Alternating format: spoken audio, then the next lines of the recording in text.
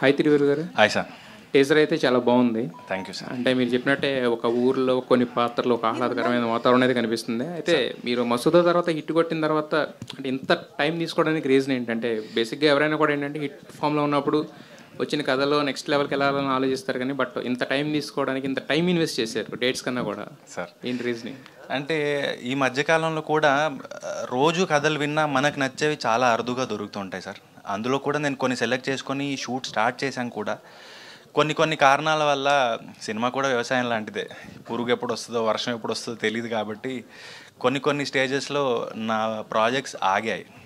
అవి ఎప్పటికి వస్తాయో తెలీదు. సో వర్క్ అయితే కంటిన్యూస్గా చేస్తూ ఉన్నాను. అవి బయటికి రాకపోవడం వల్ల గ్యాప్లా కనబడుతుంది. అయితే ఈ సినిమాకి కో ప్రొడ్యూసేషన్ అన్నారు కదా సార్, అంటే బడ్జెట్ వైజా లేదంటే మీ ఓన్లీ నా డేట్స్ సార్? అదే అంటే మీ ఇన్పుట్స్ ఏమన్నా ఇచ్చే స్వేచ్ఛ ఉంటుందా లేదంటే కనుక బడ్జెట్ వైజ్? లేదు సార్, అంటే కొత్త ప్రొడ్యూసర్ చిన్న సెటప్లో చేస్తున్నప్పుడు నా రెమ్యూనరేషన్ కూడా వాళ్ళకి భారం అవ్వకూడదు, క్వాలిటీ మీద పడకూడదు, రేపు పొద్దున సినిమా చూసేప్పుడు ఆ ఇబ్బందులు కలగకూడదు అనేసి నేను అలా జాయిన్ అయ్యాను. డైరెక్టర్ గారు అంటే ఆయన చెప్పినట్టే తిరువీర్ గారు చెప్పినట్టు అంటే చాలా చిన్న పాయింట్ అంటే ప్రీ వెడ్డింగ్ షో అనే దాన్ని నమ్మి దాని మీద మొత్తం సినిమా చేయడం అనేది. సో బట్ లేయర్స్ ఏముంటాయి దీంట్లో నెక్స్ట్ వేరే అంటే కొంతమంది కథలా లేదంటే దీన్నే అందరికి ఆపాదించి కథలా చేశారు? ఎలా ఉండబోతుంది సినిమా? లేదండి, ఎక్కువ కథలు ఏమి ఉండవు. ఒకటే స్టోరీ, సింగిల్ స్టోరీ. ఒక విలేజ్లో ఒక ఫోటోగ్రాఫర్ కథ.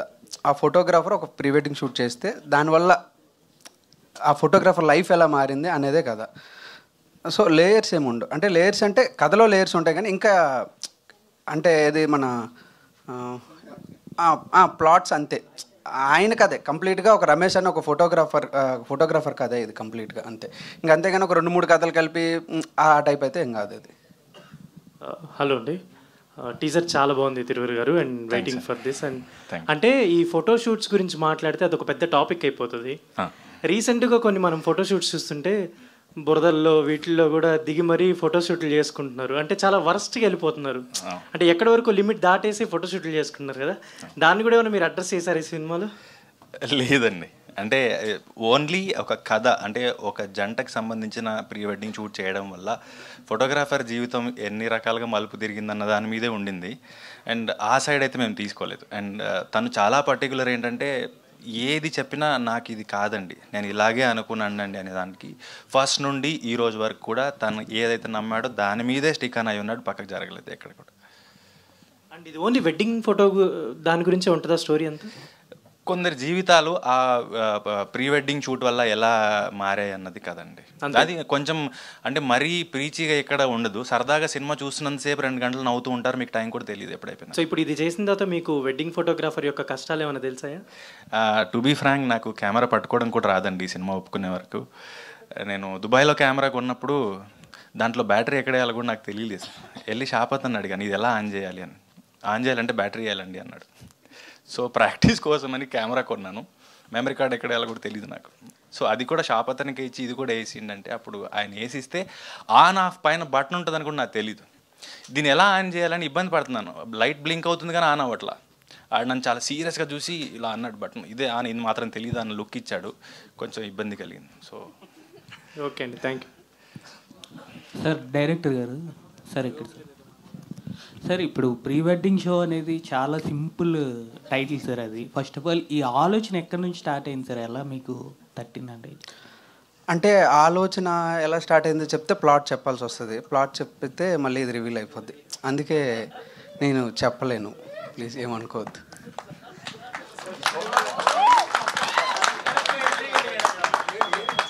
డిఓపి గారు,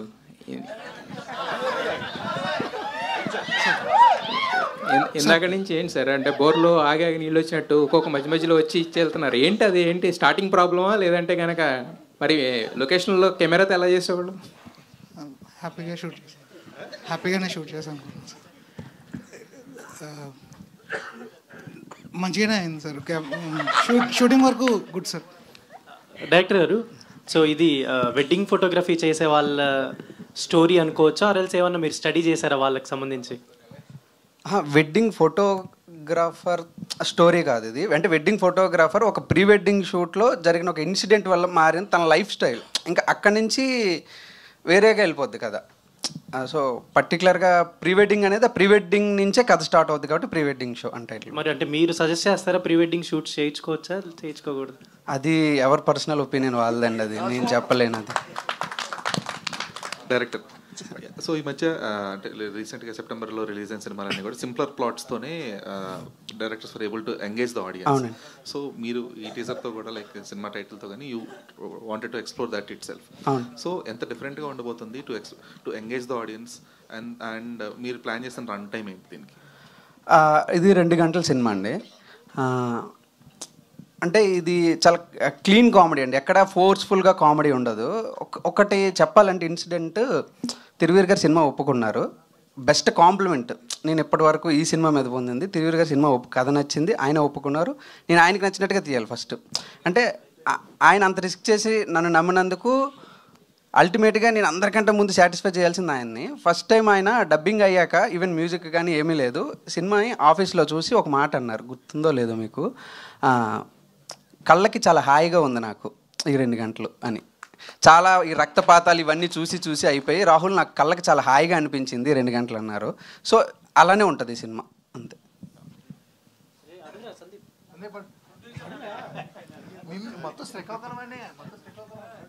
అండ్ ఆ జియోగ్రఫికల్ థింగ్ ఎందుకంటే శ్రీకాకుళం అంతే ఎందుకు స్పెసిఫిక్గా? నాది నేటివ్ శ్రీకాకుళం అండి. సో రీజనల్ ఫీలింగ్ లేదు రీజనల్ ఫీలింగ్ అని కాదు, అంటే నాకు తెలిసిన భాష అంటే నాకు దాని మీద పట్టు ఉంటుంది. మిగతా ఇప్పుడు అది పక్కాగా రూరల్ తీసుకోవాలి, రూరల్ బ్యాక్డ్రాప్ ఫిల్మ్ కాబట్టి ఏదో ఒక స్లాంగ్ అనేది నేను తీసుకోవాలి. ఏదో తీసుకుంటే మళ్ళీ నేను స్లాంగ్ కోసం ఇంకోళ్ళ దగ్గర హెల్ప్ తీసుకోవాలి. అండ్ నాకు తెలియదు అనమాట అదంతా. ఇది శ్రీకాకుళం అయితే నాకు తెలిసింది కాబట్టి నాకు ఈజీ ఉంటుంది. అందుకే నీకు ఈజీ, ఆర్టిస్టులకి అంటే నాకు ఈజీ అన్నప్పుడు నేను నేర్పించుకుంటా, పర్లేదు. అది ఫస్ట్ నాకు క్లారిటీ ఉండాలి కదా ఆర్టిస్ట్ కంటే ముందు. అందుకే సార్ ఇక్కడ హీరో గారు చెప్పండి సార్. అదే సార్, ఇప్పుడు మీద ఒక ఫేమస్ డైలాగ్ కూడా ఉంది, సిరీసా సమోసా తింటావా అని. అలాంటి డైలాగ్స్ ఇందులో ఏమైనా ఉన్నాయంటే ఏం చెప్తారు?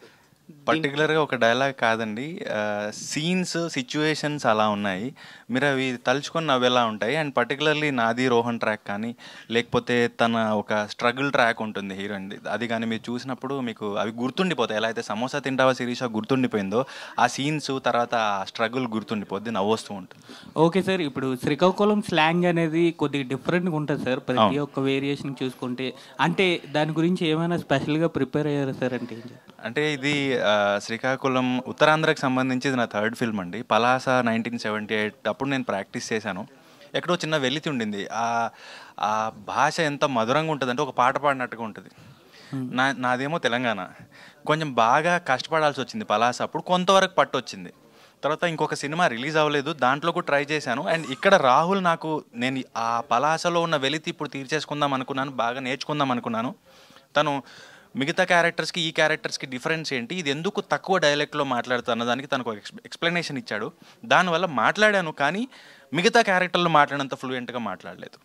సార్ ఇప్పుడు ప్రీ వెడ్డింగ్ షో అనేది, ఇప్పుడు ప్రీ వెడ్డింగ్ షూట్స్ అనేవి కొద్దిగా డిఫరెంట్గా ఉంటాయి సార్.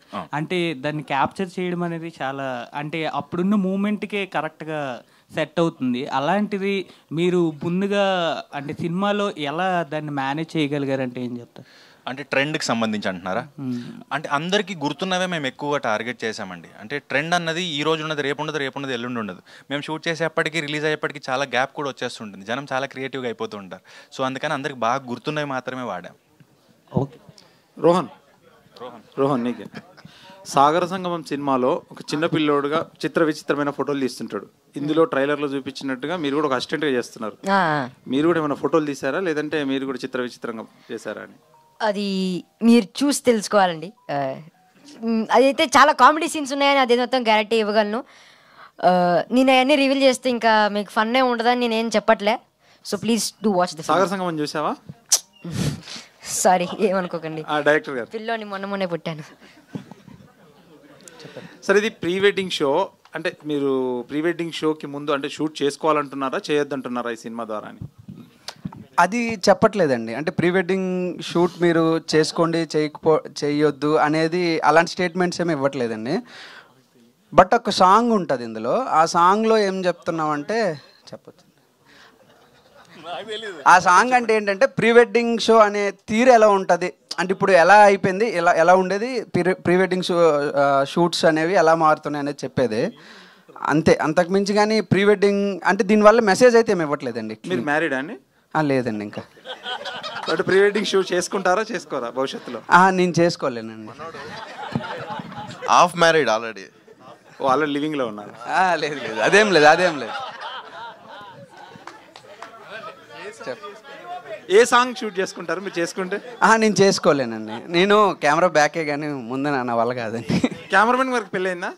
అవ్వలేదండి. అయ్యో, ఎవరికి కాలేదు. నెక్స్ట్ ఎడిటర్గా అయింది.